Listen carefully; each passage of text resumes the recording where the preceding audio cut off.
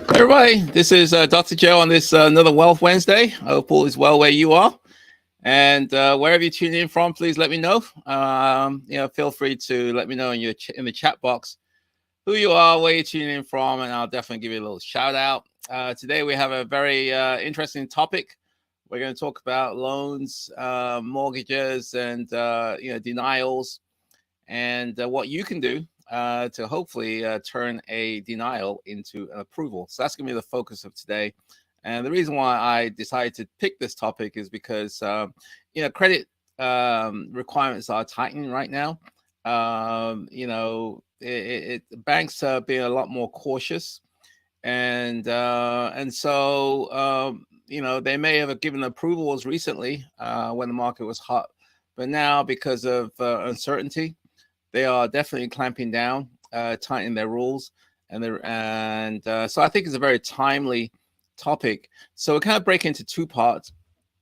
Part one, we're going to talk about the main reasons why people get denied for loans. There's quite a few of them, and then the second part, we're going to talk about what you can do to kind of prepare yourself and turn it around in such a way. It's really what I call become bankable. Which is hopefully be more likely to be approved for your loans. So that's what we're going to talk about today. And as I said before, lender requirements have changed, and the market's also shifted as well. Credit score requirements are getting pushed up a little higher. Down payment and reserves requirements are getting shifted upwards, and your income, requirements are also changing as well. And in this higher interest rate environment that we're in, compared to, let's say, 6 months or a year ago, it's not the easiest of times for investors. I was looking for a loan, and checking rates now, 6-7% now for for permanent financing. Hard money rates are going up a little bit, so it's getting a little tighter. And so I think that it's really appropriate that we kind of do a deep dive into this topic area and so on. Okay, so let's say, here's a scenario. You've been scouring the MLS, trying to find your next deal, and you find something. It's a decent house, a decent neighborhood. The place is vacant. It's not occupied by a tenant, and you're ready to pounce. You're ready to roll. And you submit an offer, it gets accepted. The next thing you want to do is to apply for a loan. And you go through that ritual, and you provide all your documents, and everything's looking good. And then suddenly you get the dreaded words: your loan has been denied. You are shocked, you're surprised, you're disappointed, you're angry, whatever it is. And some banks, unfortunately, or some lenders, they tell you pretty quickly that they're not going to approve it. And other lenders kind of string it out. It could be several weeks before and therefore you can't get the deal financed. And so you have to hopefully you have a contingency for financing contingency, which allows you to get your earnest money deposit back. But if you don't, then you're going to kind of in a tough spot. So as I said, that's the scenario that we're kind of going to talk about, and especially during this higher inflation, high interest rate environment where it's tough. It's tough. Anyway, so if you've had your mortgage application rejected for whatever reason, it can be very frustrating. I've had it. I've been there. I've been there, done that. I've had loans denied many a time, and especially during my early days, because I really didn't understand the rules. I didn't understand it's really a game. I really didn't understand how that game is played, and but I have a better understanding today, and that's what we're going to kind of dip in. So the important thing, though, is there's a term which I want to mention, and that is underwriting. Okay, and underwriting is it's an interesting topic in the sense that you apply for a loan, it gets approved, and then not get approved. It gets the application is accepted by your loan officer, and then they do the due diligence, and then it goes into underwriting. So what happens in mortgage underwriting? Because this is where, you know, the decisions are made whether to approve you or not. So as I said before, typically you would go to your loan officer, and they may gather some preliminary information about you and give you what we call a pre-qualification letter. Okay, so, or pre-qualification approval. That says that based on the information that they've been able to glean, you have tentatively been approved for X number of dollars. Okay, so that's a pre-qualification letter, and that's what you use to go out and start looking. So when you submit an offer, typically you want to include some kind of a letter, a pre-qualification, pre-approval letter, to let the seller know that, hey, if you accept my offer, then I have my financial ducks in order. Okay, and so in that sense, you will you know, provide things like pay stubs, maybe your W-2s, tax returns, bank statements, and other documents that kind of document your income, and if you have any alimony payments, Social Security, and so on. So that's what you're going to be kind of doing to get the pre-approval. And some lenders can give you a pre-approval pretty quickly, in a matter of days. Some of them, it could be a couple of weeks. Anyway, you're armed with this pre-approval letter. You go out there and start looking. And at some point, you place an offer and you get accepted. And then you go into the loan processing stage in a little more detail. And ultimately, you're going to hit what we call the underwriting. This is when they're going to start digging in, you know, digging into your credit, digging into your income, digging into your tax returns, digging into your debt to income ratios, digging into all those different things in order to determine whether you are approved or whether you are denied. Okay, so that's what goes on in the quote unquote underwriting phase. Okay, so now we're going to talk about what are some of the common reasons why loans are denied during underwriting. And there's quite a few of them. There's a lot, in fact, but I'm just going to pick up maybe 6 or 8, and we'll briefly talk about some of the top reasons why the loan, you know, people get rejected for loans or denied for loans. First one is credit. Various programs have various credit score requirements. So to get the best interest rates, typically you want to have like 720, 730 score and above. There are some programs whereby you need to have upper 600 or low 700s in order to be approved.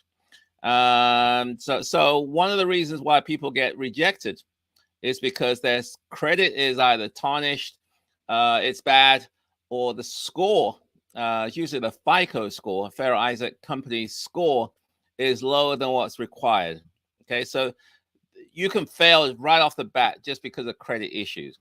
Okay, so obviously if you run into that scenario, the thing that you want to do, if you know, which is what I always recommend people to do, is to check your credit score yourself, and that way you know what it is, and you'll know whether you stand a chance in getting into the program that you are looking for.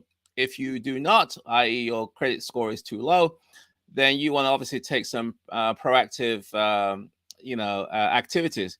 It could be to kind of improve your credit score, and and we'll talk about that a bit later on in terms of things that you can do. So that's one of the biggest reasons.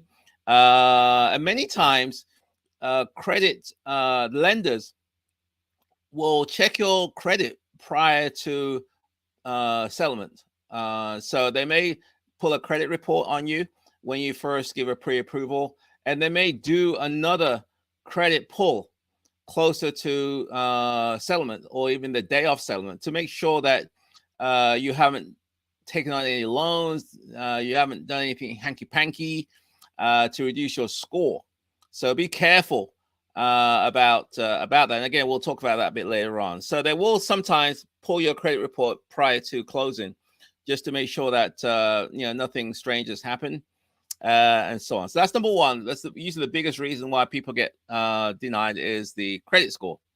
The second reason is that you have too much debt for what you are earning. So there's a term called debt to income ratio. and that is all designed to determine how much can you really afford, given the income that you make. How much debt can you withstand?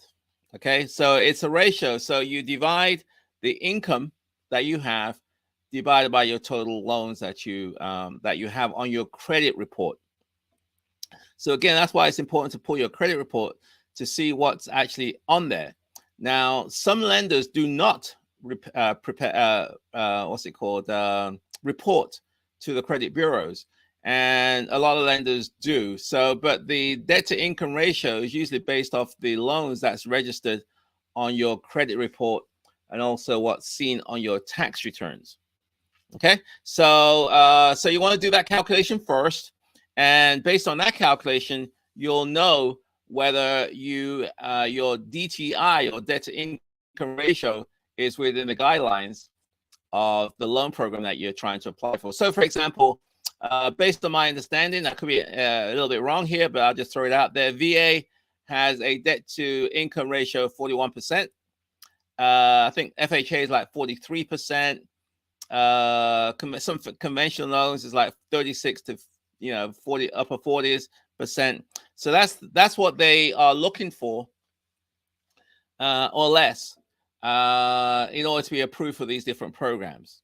So obviously, if you don't meet those guidelines, your loan is probably going to get denied, which means that there's certain things that you can do proactively in terms of paying down some loans, or paying off some credit cards, high interest rate credit cards. You can be strategic about what loans to pay off in order to get your DTI within the guidelines of the program that you're looking for. Okay, so that's number two. You have too much debt compared to what you earn.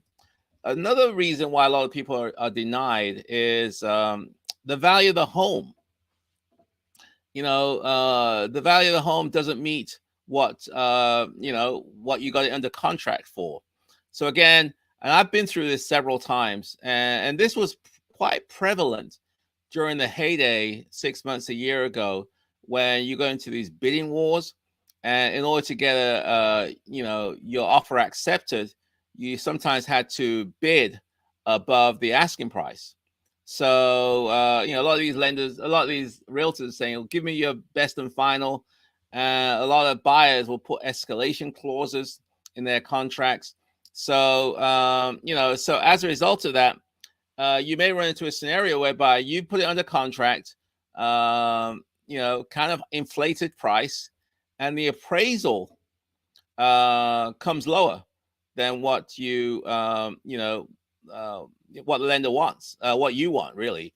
And so you really got a couple of choices in that situation. If you can afford to pay the difference in cash between what the contract price is and what the appraised value is, then you're good.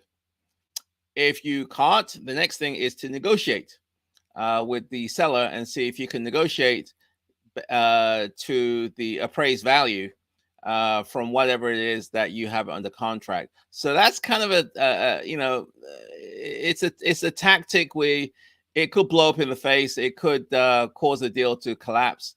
I know I did that once, where I was on the other side. I had a house, I was selling the house, and we had a buyer who we put under contract, and then they had an appraisal done, and the appraisal came lower. I mean, this is during my early days, came lower than what I expected. And in this case, the buyer, they were complaining they didn't have any money, so they couldn't eat the difference or weren't prepared to share the difference. And as a result, I ended up paying I ended up taking a hit in terms of the difference between the appraised and the contract price. I learned quite a bit from that experience, but that's another reason why loans are denied, is that the appraised value doesn't support the sales price, the contract price that you have. Another issue is that, and I think I'm going to talk about that in a bit later on, in terms of the house. Sometimes the house doesn't meet basic requirements, especially if you do like an FHA financing. There are certain requirements of the condition of the house. It doesn't meet basic health and safety. Maybe the plumbing, there's a plumbing issues. Maybe there's some electrical issues. Maybe there's a roofing issues, and so on. So when the appraiser comes out, they may cite those things and as a reason why they couldn't give the value, and sometimes it could be a condition on the deal whereby the seller has to have those items fixed, otherwise no deal. Okay.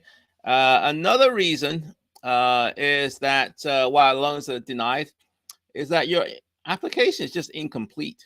You didn't take the time to fill the form out, or you've got stuff in there that can't be verified. Okay, so obviously the underwriter, they're very detailed oriented. So if you have an incomplete loan packet or loan, if they want, for example, your tax returns and you don't provide them, if they want pay stubs and you don't provide them, if they want bank statements and you don't provide them, then you have an incomplete packet, and they may either reject it cold, or they may kick it back to you and say, we need this information. And if you fail to deliver it, then they could reject the loan based on those things. So also they like to, especially of government-backed loans, they like to verify everything, verify income, verify credit. And so if you're saying you're earning, let's say, $100,000, but you can't prove that because some of the money is cash or is under the table or whatever it is, they may disqualify that. Okay, it can't be verified. So that's another reason why loans are denied. The fifth one is that you can't prove, which is what I talked about just a second. You can't prove your income or your employment history is stable. Stable, obviously, it means different things to different people. They like, a lot of lenders like, you to be in your job for a number of years, and they like to, it just makes them feel comfortable, whether, it is what it is. And if you're self-employed, then obviously that's a bit more challenging. They may want to see your tax returns for the last 2 years. And if you don't have that W-2 income stream. And so most lenders require at least 2 years of steady earnings. So if your earnings are fluctuating, go up and down, up and down, up and down, it could be challenging in order to get the loan approved. And so that's one of the reasons why you get denied. Another one is that you just can't verify the source of your down payment or your closing cost. They want to see that you have some reserves, and in your savings account or in some kind of liquid account where you can tap into. They want to see that. They want to know where your money is coming from for the down payment, for the closing costs. If you can't prove that, if you can't show that, then that could be an issue. That's another reason why people get denied. And the other one is, I think I alluded to that earlier on, is that the property has problems. This is an issue, especially in FHA, VA loans, where it's got to meet certain minimum requirements in terms of condition in order for them to approve the loan. And if it doesn't, then the deal could collapse, especially if the seller decides they don't want to make the changes. They don't want to do any improvements. That's why a lot of sellers prefer to sell their homes to people who are getting conventional financing as opposed to FHA financing or VA financing, because FHA and VA, they typically have minimum requirements in terms of the condition of the property, and they're a bit more tougher in terms of the guidelines for approval than conventional, where it's a bit more flexible. And if you're a seller, all you want to do is that you want the deal to go through and be done with it. You don't want to be tied up with having to do this, having to fix that, or these conditions of the property has to be settled before you can go to closing. And the other one, which I thought I'll put this in there, is be careful. Be careful about having credit pulled from your credit report, after you've made the loan application. Okay, be real careful, because if they do an inquiry in your account and see that you've either received new credit or you are searching for credit, then it implies it could be problematic. Let's just put it that way. It looks like you're searching. It looks like you've taken on new debt, and that could tip your debt to income ratio to be out of whack with the loan requirements. So be real careful about taking on more loans, more debt after you make your loan application. I would say don't do it at all cost, because that's a big red flag. It tends to imply that you're still searching for credit, and you could be taking on a loan or new debt in order to for your down payment or for your closing cost or for your reserves. That's what it looks like, and that's a big no for a lot of lenders. Okay, so that's the first part. And so if you got some questions, we're going to do a Q&A in about 15 minutes or so. So please get your questions lined up.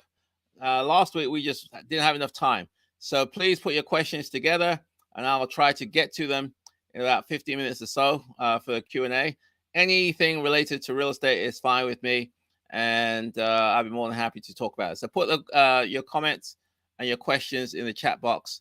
And but again, let me know who you are, where you're tuning in from, and I'll definitely give you a little shout out and so on. So that's so the next thing is 6 steps to take. Now that we've talked about the reasons why people get denied, the next thing is to talk about what you can do, if your mortgage is denied. So the idea is this scenario is that you made an application, for whatever reason it got denied, and now what? What can you do once you've been given that bad news? That's what we're going to talk about next. So I've identified 6 things that you can do to hopefully,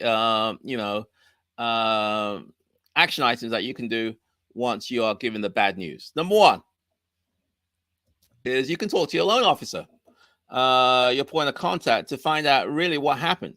Why did it get turned down?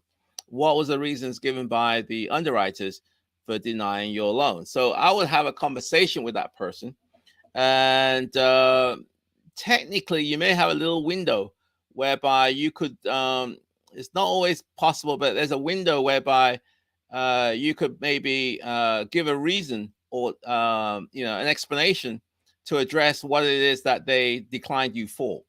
Okay, until, as the saying goes, until the fat lady sings, it ain't over. So it ain't over until the fat lady sings. I think that's a saying that people use. So it's not over until you receive the official denial, the official letter of denial. So if you haven't received that letter, it could be just a verbal.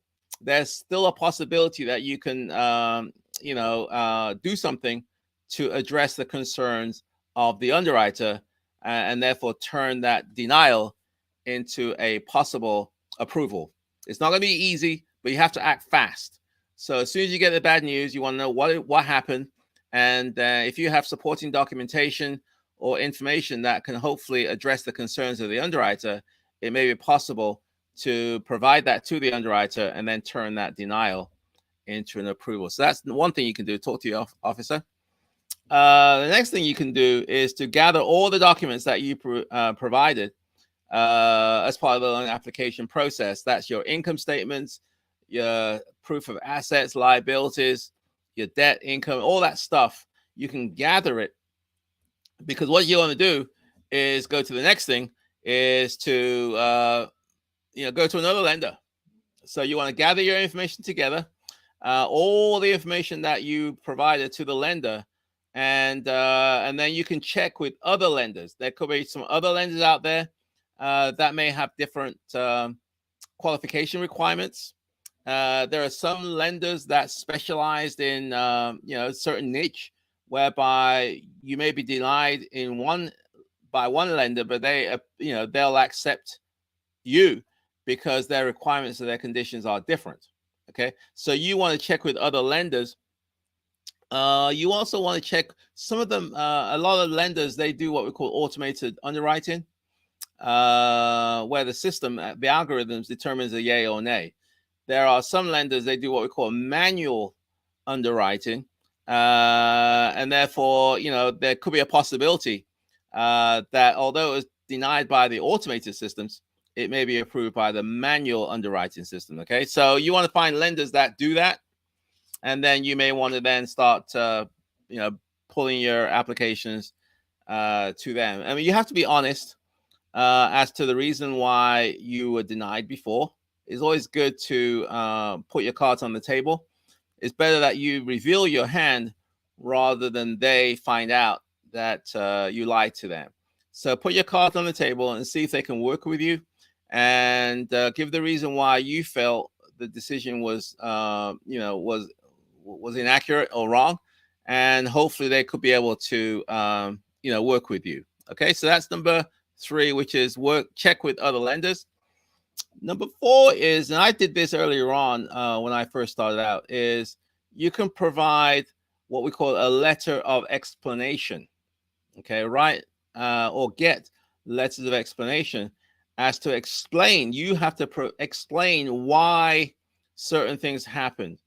Okay, and I've used this strategy quite well, and working in tandem with a loan officer who will tell me, Joe, it looks like if you can explain the following, then I think the underwriter may give you an approval. So I have to explain, for instance, something happened on my credit. I may have to explain something on my income. I may have to explain certain things in a nice professional wording. And sometimes the loan officer will give you some cues as to what to say, because they do this all the time. And therefore you provide that explanation letter, and then it could be enough to turn it around. So things like gaps in employment, any debts that were paid by other people, or anything that's a concern to the underwriter, you can provide a letter of explanation. The other thing you can do if you're denied is to consider a different mortgage program. As I said earlier on, there's quite a few programs. There are conventional programs, there's FHA programs, there's VA programs, there's hard money. There's lots of different programs out there, and which have different qualifications criteria. So what you want to do is to maybe consider another program. So if your score is low, for example, too low for conventional, the score requirements for FHA, for example, are lower. So I think it's in the 6s, whereas in some cases the conventional is in the upper 6s. So you can try a different program, and you may meet the criteria for that other program. Okay, so you consider a different program. And another one, number 6, is to find a co-signer. It's a little tricky. I know I wouldn't do it for anybody, but there are people out there who will co-sign on your behalf, especially people that know you, like you, and trust you. So if you don't earn enough money, maybe you can leverage their income. If your credit is not that great, maybe you can leverage their credit. So essentially, they are signing on a dotted line on your behalf. So you two go together, and that may work. It may contribute to your income. It may contribute to your credit by having somebody else who's stronger than you apply on your behalf or with you on for the loan. The big downside is if you don't pay up, then it's going to affect their credit, and the bank technically could go after them as well.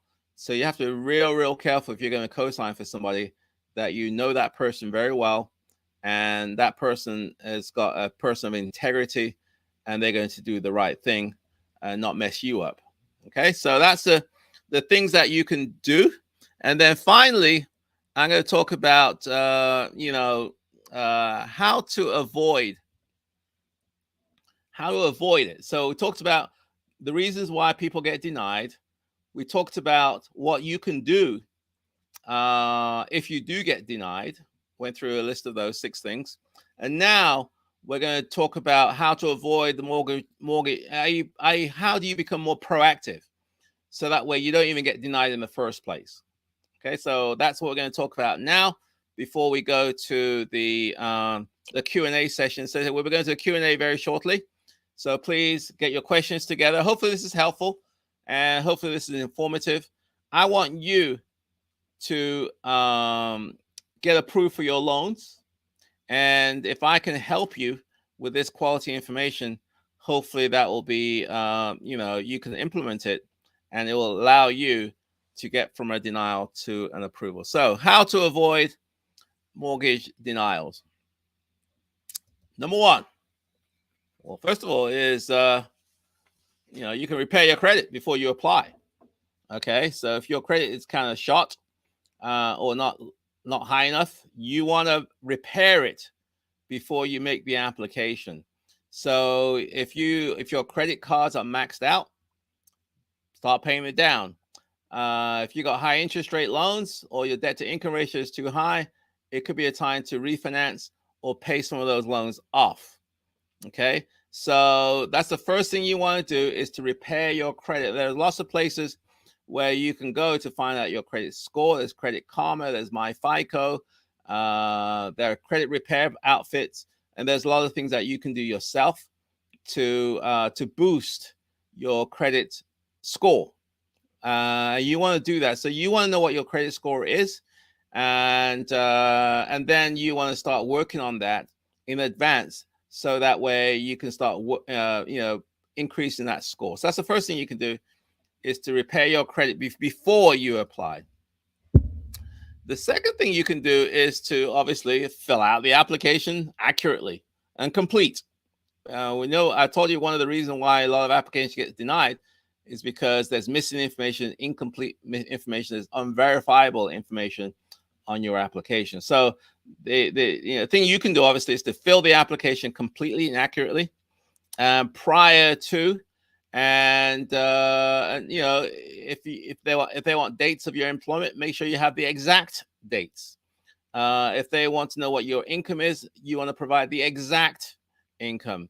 So take the time to provide accurate information, which will also reduce the chance of you getting denied. That's the second thing you can do to be proactive. The third thing you can do is don't switch jobs or change how you're paid while you're making the loan application. Okay, they don't like changes in income.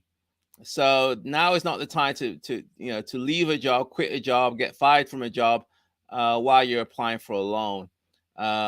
They will do an income verification, and if what you put on your application and what they find out are two different things, it could be a reason why you will be denied. Okay, so be careful, about switching jobs or having your income change drastically, either up or down. Obviously, if you can go up, that's better, and if you can provide supporting documentation as to why it went up, but you definitely don't want your income to go down because that's going to affect your ability to get the type of financing that you need. Okay, so don't switch jobs during the loan application process, if at all possible. The next thing you want to do is to get a full credit approval before you house hunt. I mentioned before that some lenders do a pre-approval or pre-qualification, and so what some savvy buyers do is to go to the lender up front and let them do as much of the approval process as possible. And so that way they have a much stronger approval letter, which they can use for the what do you call it? When you write an offer. There are different levels of strength of the letter, the financing letter, and the more that they can find out about you, this is the lender, and the more that they can approve, the stronger the verbiage, the stronger the wording that will be on the letter that you have. So some savvy, investors, they get a full credit report, get a full documentation from the lender, so that essentially the lender writes them a letter, so-and-so is qualified. The only thing they need to do now is to find a house. We've already done the due diligence on this person. We've checked their credit. We've checked their tax returns. We've checked their debt to income ratio. We've done everything, and they are definitely bankable and financeable. And so to me, that's a much stronger letter, and that's what you can do before you start searching. Is to get a full credit approval prior to your house hunting or your mortgage, or that process. The number 5 is have your down payment in the bank for at least 2 months. Okay, you want your the banks typically want lenders typically want you to have reserves, okay, for down payment and closing costs. And I've learned the hard way on this one, is that you want that money to be sitting in an account for at least 2 months. So if you got some money, you don't want that money to, or you don't want your accounts to suddenly spike because it's going to raise questions. Why did it suddenly go up? So you want that money to be sitting in an account for 60 days. You want it to be quote unquote seasoned for at least 60 days before applying for a loan. That way you don't have to explain. It's always there. And otherwise, if it's not there, it's just suddenly, popped into your account, then you're going to have to explain, where did this money come from? And, why did it suddenly show up in your account? And, and the bank or the lender may be suspicious, and because it could imply that you got a loan or somebody borrowed you some money. Okay. So, so have your down payment money sitting in your account at least, 60 days, 2 months before you put the application in. Number 6 is get rid of as much debt as possible. These are things that you can do. Pay off some loans, pay a credit card, high interest rate loans, and things like that. You can do that beforehand. That will definitely affect your DTI, your debt to income ratio, and it'll make the ratio a lot more attractive. So try and do that before you apply for the loan. Again, pull your credit report, see what's on your report, and you can do a quick and dirty DTI, debt to income ratio, and therefore there's things that you can do to either increase your income or to reduce your debt. Okay, that's number 6. Number 7, hopefully this is good stuff, is things that you can do. Okay, be proactive. You want to make sure you apply for the most or for the right loan program. As I said before, there are lots of different programs, and different programs have different criteria, different requirements, and you want to apply for the one that you're more likely to be approved for. So if you can't qualify for conventional financing, then you may want to look into FHA financing, for example, and apply for an FHA based on your understanding of what it's going to take to get qualified or get approval. So, apply for the right program. A lot of these programs have minimum requirements. Understand what those minimum requirements are and make sure you qualify, and make sure that you find the one that works for you, and keep searching until you do. There are lots of different programs with different criteria, and there's a program out there for you, and you want to find that. Number 8 is work with an experienced loan officer. Not all loan officers are the same. Just like not all real estate agents are the same. Not all real estate investors are the same. Some of them have a lot of experience. Some of them are just new. So you want to, if possible, work with an experienced loan officer, because they have experience, and therefore they've probably seen the scenario that you have for them, and therefore they can sort of say, well, this is the way where I feel you can sort of, how I can present the information to you or to the underwriter. And they're just familiar with the rules and may have some creative ways to turn a denial into an approval. That's just experience. And, if you're dealing with someone who's just been in the business for a couple of days or a couple of months, they just don't have that experience. So another way you can do is just to work with someone who's experienced, seasoned, been around, and therefore they can sort of delve into their experience and their history and their track record to hopefully get you approved. And then number 9 is don't apply for the maximum mortgage amount that you qualify for.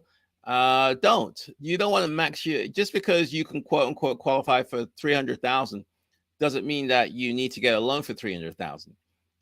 You don't want to, max out your limit. Try and go a little bit lower. That gives you a bit more wiggle room in the event something happens. In the event that you have to tack in the HOA, homeowners association fees, if there's some unknown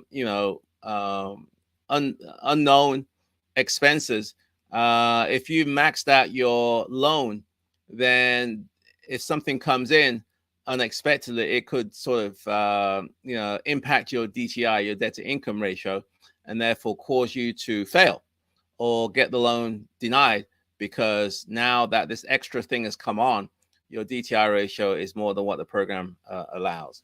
So I don't recommend people max out their loans anyway, because debt is a double-edged sword. You got to be careful about taking on too much debt, especially when the market shifts on you. It could be tough, because now you just got too much debt and you may not be able to suffice and hold on for the income. So so that's again, it's just words of advice. Just because you can qualify for a certain amount doesn't necessarily mean that you should apply for that amount. And that, my friends, I think is it.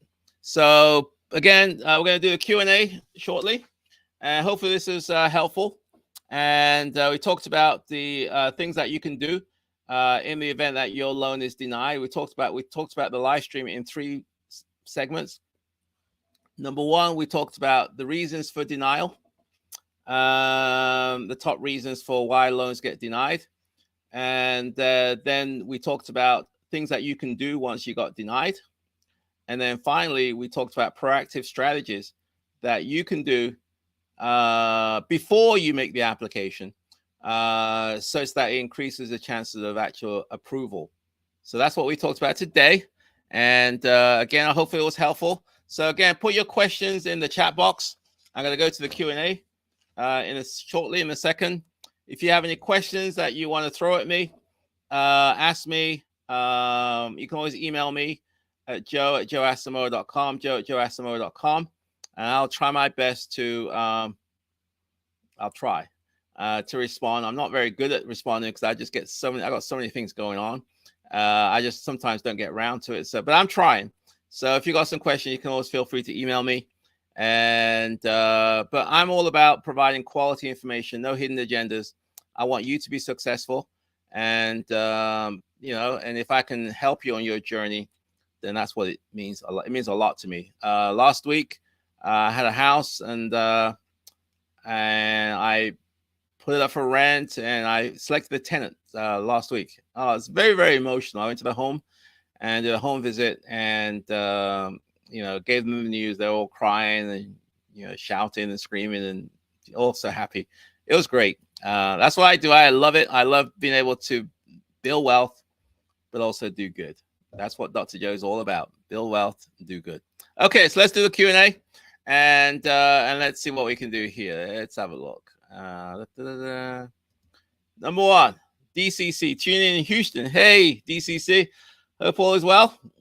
Thank you for being a faithful Wealth Wednesday live stream listener. Thanks a lot. Alejandro, hi, Dr. Joe. What type of loan would you recommend to purchase and renovate a property under an LLC other than hard money? Okay, good question, Alejandro. So if you want to hold title in your LLC, then you are limited to a couple of options. You can't go residential financing. You can't do FHA financing. You can't do VA financing. You can't do USDA financing. You're really only limited to either hard money or commercial financing. So when I first started, sorry, so a drink of water. Apologies. When I first started, I was buying properties in my personal name, and I was going for regular residential financing. A few years later, I kind of transitioned to buying properties in my LLC. And so I would then go to commercial financing. So commercial lenders are typically small local lenders in your area, wherever you're located, Alejandro. And it's a lot to do with relationships. So you can get to know who the banks are, the lenders are, and develop relationships with them, get them to understand your business, what you're trying to do. And hopefully, once you understand their requirements, then you can start positioning yourself to be approved. So I recommend commercial. If you're going to hold it in the LLC, then if you do not want to go hard money, then you want to go with commercial financing. And there are lots of commercial lenders scattered around the country. I would suggest that you go to a local RIA and ask around there. There's probably people in your community who know who the lenders are. I know obviously who the lenders I use in the DC area. I don't know if you're located in the DC area, but there's quite a few commercial lenders. The other thing about commercial lenders is that it's not like fixed rate 30-year loans that you get in residential. Typically, they are amortized over 25 years as opposed to 30 years. And secondly, they are variable loans. They are fixed for maybe 5, 7, or 10 years, and as opposed to 15 or 30 years for a residential, and which means that every 5, 7, or 10 years, the rate could change again based on what's prevailing at the time. So now the interest rates are a little bit higher for any loans that are resetting. It's probably going to be higher than it was, say, 2, 3, 4, 5 years ago. Good question, Alejandro. Next question is TL. Thank you for adding such value to the community. It is really appreciated. No problem. Thanks a lot, TL. Thanks for the encouragement. DCC. Let's have a look. DCC. And the question is, your approach is buying in gentrification areas, which is expensive. A, discuss getting loans with partners to do your deals. B, why specifically do you not like partnerships in real estate investment? Okay, good. Well, we got some good questions today. Okay, so I like to buy houses in better areas. It doesn't necessarily have to be gentrifying areas, but I just do not like. I don't want to buy houses in areas that are bad, and bad is obviously all relative. And the reason why I learned the hard way. The reason why I like to buy in better areas or in gentrifying areas is twofold. One, you can attract better quality tenants, because better quality tenants don't want to live in bad areas. They just don't. You don't want to. They don't want to. But if that's all you can afford, then so be it. But that's number one, is that you can generally find tenants who want to. You get more tenants want to live in better areas than bad areas. Secondly, is that once they're in your home, they tend to stay there longer if it's in a decent area and you're a good landlord. And so you have less turnover, which means that your costs are significantly reduced. Okay, so that's the reason why I like to buy in better areas. It doesn't have to be necessarily expensive. It's just that you can be strategic and buy in. And I like to buy in areas where there's a path of growth. I like to buy in areas whereby there's stand a chance of appreciation over time. Because in my opinion, the real money in real estate is the appreciation. It's nice to get some cash flow, but the real money is buying this asset, holding on to it for 5, 10, 15 years, and letting time work in your favor such that you can get appreciation. Discuss getting loans with partners to do deals. Yeah, I have private investors that help me on my deal. These are people that know me, like me, trust me, and they have money, and they want a decent return, which is what I offer them. And I'm a person of integrity, which means I'm going to do the right thing and pay them back their money. I'm not going to run off with their money. I treat their money just like it's my money. And as a result of that, I have private investors who are willing and to lend me money on my deals, so I don't have to raise all the funds myself. Most of my deals are funded 3 ways. I get money from a bank or a lender. I get private money. I also chip in my personal money as well. B, why specifically do you not like partnerships in real estate investment? I haven't had a lot of success with partnerships. I've tried it a couple of times, and I had mixed results. Let's just put it that way. I'm not saying it's bad. It's just that I just haven't had had the results that I wanted. The way I see it is that a partnership is almost like a marriage. You certainly don't want to get married to the wrong person, because it's very difficult. It's horrible. It's a horrible experience. It's traumatic and stressful. So if you find the right partner, then yes, partnerships is the way to go, because now you got two minds are better than one. You got somebody who's maybe stronger in one area than you are, and likewise you're in a stronger area than what they are. So the idea is that you complement each other. And so if you can find a good partner, a real estate investing partner, definitely the way to go. But just take your time and don't just jump into it. That's my early advice. I just had mixed results with that one. Okay, so we'll keep going. While we sit on sidelines in this high interest rate environment, how can we build trust with bankers? Someone like Dr. Joe must be beyond explaining yourself to bankers each deal by now. Whoa, wow, we got some good questions today. While we sit on the sidelines in this high interest rate, well, you don't have to sit on the sidelines. If there's a good deal, then buy it. And there are some people who unfortunately are priced out right now, but this is a good time if you can get a good deal. There's no guarantees that the interest rates are going to go much lower than what it is today. I mean, 6 or 7% is pretty average. When I first started out, we were paying 9, 10, 11% for financing. So 6% is relatively pretty good. It's just that I think we all got spoiled for the last several years where it's 2, 3, 4%, which really isn't the norm. So I don't think you need to sit it out and wait for the interest rate environment to go down, because you don't know if it's going to happen. So how do you build trust with bankers? Again, find out who the bankers are, understand the banker's business, understand their lending requirements. Why do they accept certain deals and deny or decline certain other ones? Take the time to understand their business, take the time to educate them on what you do, what your strengths are, what makes you different from everybody else, and use this time wisely to build relationships. And then, because at the end of the day, financing is a lot to do with relationships. If you have strong relationships and it's a gray area, you'll have an advocate who's going to work in your favor or on your side to hopefully turn a gray area into a positive one for you. Okay, so yes, I think I answered your question, DCC. Good ones. Let's have a look.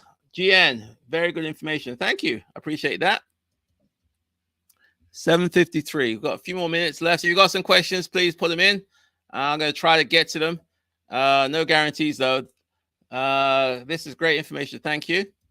That's from Dow 2. This one is from GN. I bought a duplex a year ago. My mortgage is covered by my rental. Good. I want to buy another investment property, but how does DTA affect me? It will affect you if you, you can, the strategy I would use, which is the strategy I use, so the scenario is that GN has got a mortgage, and he or she, let's just assume it's a she, let's say. So she's got a house, which is currently used as a rental. So she has income from this rental property, which hopefully is covering, according to her, covering the mortgage. Okay, so that's not going to affect her DTI. Well, it can, because sometimes they don't use 100% of the rental income. Sometimes they use 75% of the rental income, but it just depends on the lender. So hopefully your rental income will cover your mortgage that you have on your property. So if you want to buy another property, then you're going to do the same thing. You're going to, get a loan to acquire it. And then you may have to go hard money, but you're going to get a loan to acquire the property. You're going to get a loan to maybe do some improvements to the house. But here's the difference. You're going to get a lease from the new tenant. And that new tenant is going to have a lease, which you can then use to offset the mortgage, if that makes sense. So now, yes, you've taken on more debt, but you've also got additional income. And if you do the numbers right, the income from the rents will offset the debt from the mortgage, and therefore it may not affect your DTI. And that's how that's how I was able to build my portfolio, is I took the time to understand what banks look for, how they calculate, and what do they loan on. And then I made sure that my rents and my mortgages, were able to cancel each other out. So it didn't really affect my DTI. So that's what I did. And that's what you can do. So hopefully that makes a little sense, GN. You just have to be a little more strategic. If you're going to get another property, then you want income to offset that. And the best way to get the income is to provide them with a lease. And usually it's a lease that's at least 1 year on. Okay. Mal. Question, how do you structure your rental properties? LLCs, land trust, does each property have its own LLC? It depends. I have some properties in my LLCs. I have some properties in personal name. I have some subject twos and so on. So it's kind of an array of different strategies I've used to build up my rental portfolio. The bottom line is this. Do I have an LLC for each property? No. In Maryland and DC, you're going to pay $250, $300 for each LLC, annual fees. So it can get expensive if you have lots of properties and each property is within an LLC. Yes, that's the ideal scenario if you want to mitigate asset or implement an asset protection strategy. But I'm going to kind of say I've been doing this for a long time, and we're not going to have enough time for this. It's just the whole philosophy. The philosophy is that the reason why I don't get sued, the reason why I don't have a lot of these landlord-tenant issues is because I invest in the relationship with my tenants. So I'm using my relationship with my tenants as the firewall, to avoid a lot of these issues that other landlords have. I also have a pretty strong lease, and then thirdly, then you can have your asset protection strategy if you need it. So, I've just found that investing in the relationship with the tenants. Mother's Day was last week. I gave all my tenants bouquets of flowers. I gave them all gifts, and I was discussing with my assistant today. We're getting close to the summer vacation period, so all my tenants are going to be given free vacations. So this is what I do. I know it's kind of radical, but this is what I do. And we did the calculations. Right now, I am averaging 7 years for all. That's the average my tenancies for all my properties. 7 years, or I'm averaging 7 years per tenant across my portfolio. My longest tenant is 26 years. But when you average it all out, it's 7 years. And that's not bad because it saves a lot of money in terms of turnover costs, because I do that because I invest in the relationships. But that's a whole nother discussion. We could do another time. Okay. We got 1 more minute. Mal, question. Do you have a newsletter? I have an email list. So go to my website, joe@joeasamoah.com, and join my email list. I'm going to start pulling that, do more communications with my group. So hopefully I can keep you up to date on what I'm up to and things like that. Can I ask a voucher question? You sure can, but I don't think we're going to have time. Why do some successful real estate investors like you with novel strategies share them? What's your benefit to teaching others your unique approach as opposed to quietly taking over without the competition? I don't see that way in DCC. It's okay. I mean, I don't have a problem sharing what I do, my experience. There's no hidden agendas, as you can tell. I freely give out my information within reason, of course, and because I just want, I don't know, I enjoy what I do. I don't see you and the people here as competition. the pie is big enough for everybody, it's okay if I teach you. It's not like you're going to buy the whole of Washington, D.C. It's not going to happen. And what I found is that by doing good, good has come to me. So I've met a lot of people. I've got a lot of private investors just through, and just develop relationships just by being helpful. So no, I don't see it that way. I see the pie is big enough for all of us. It's okay. Joe, have you ever seen the Section 8 payment standards go down? It can. It just depends on the housing authority. It's not very often, but I'm not going to say it never happens. It hasn't happened that I've seen it, but I'm not saying it never happens. It could happen, but generally rents don't go down. Generally rents stay stable. I know there's talk in DC about adjusting the rent levels. I'm not particularly worried about it. I've been through this rodeo before. It's going to be fine. You'll be fine. And the important thing is to buy a property, hold on to it for a long time, let time be your friend. Okay, it's now 8:01, and we have a lot of questions. Oh my goodness. So I didn't get to. I'm gonna have to wrap it up for today. I'll do this the last question. I've got 4 properties in a really high paying zip code, and I worry the payment could go down.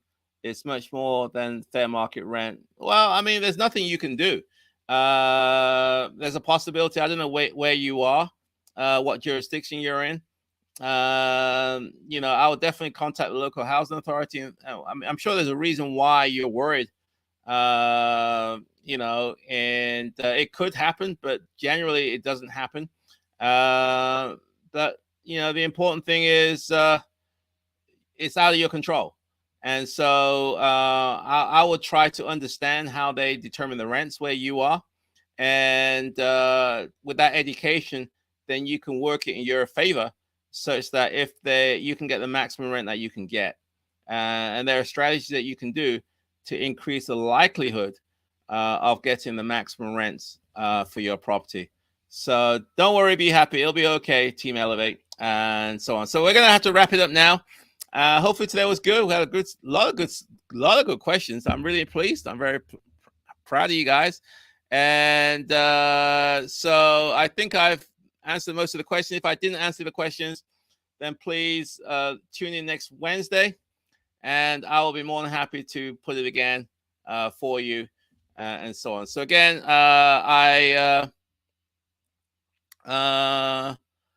I will have to wrap it up. I'm sorry, it's now 8:03. So I'll see you guys next Wednesday. Don't forget to shoot me an email if you got any questions or issues or concerns. And I can be reached at, let's have a look. My email address is, my friends, is joe@joeasamoah.com. joe@joeasamoah.com. If you're not on my email list, go to my website, joeasamoah.com, and you can register. Be on my mailing list, and you'll definitely keep abreast of all I'm doing. Again, have a good evening, and I'll speak to you guys later. Take care. Bye for now.